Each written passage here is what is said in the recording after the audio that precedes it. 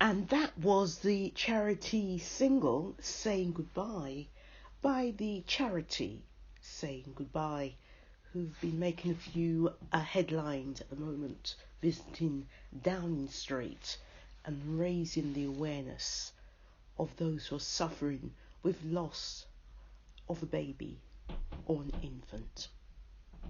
And this is me, Jennifer Valentine, on the Jennifer Valentine-Miller Show during another week of mental health awareness. And I was listening or viewing a BBC documentary interview called The Secret Life of a Manic Depressive. And it really focused on mainly when our men, or maybe our women, decide that they want out of the family life, out of work, or no longer want to be part of a team anymore. This is known as bipolarism, and it is a form of manic depression. And manics are not gay people or promiscuous. However, it carries a stigma that is similar to that, and the stigma is that some or even most of our men do not want to admit it. It has a fantasy escapism about it, and that escapism is from depression. Most lose the will to totally socialise. Therefore, props have to be removed. Manic depression can be evident in your working life, or a manic depressive person can be living not balanced enough to live a normal life. You or they, have their own ideas that can go too fast, coupled with years of living with swing moods. Depression is difficult to pin down. Nothing will come up on the brain scan if you were to have one. However, maybe your genetics might come up with something. There are still no clear tests looking at one's life's long history. But bad behaviour stemming from school and also within the workplace is a good indicator.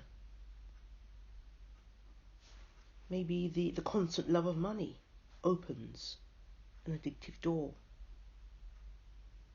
If you go back to school, the authorities, parents, and detention classes probably realise things can only get worse unless it's nipped in the bud.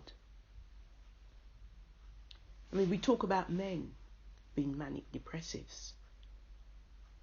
However, parents can say that the signs can be detected from an early age, especially when anger cannot be expressed. Doctors and practitioners say extreme stress can lead to depressive decisions, which lead to extreme actions that can lead to hell. So the BBC's Secret Life of a Manic Depressive says that there is another world running parallel to most people's idea of normality. And the idea of having a loony parent who is selfish is not fun. And most children find that it is easier to dissociate from their existence. So is there the fear of passing this on? Well, yes, there is. Probably in pregnancy. There's postnatal euphoria, which means not able to sleep during pregnancy most of the time. There's pits of psychological low mood during pregnancies. You see, if there's a reason to be down, that is definitely different from a reason why you are being depressed, why you're not able to sleep. What is preventing you from sleeping? The divide in life can bring about paranoia. You can see and hear. However, there's still not the need to move forward.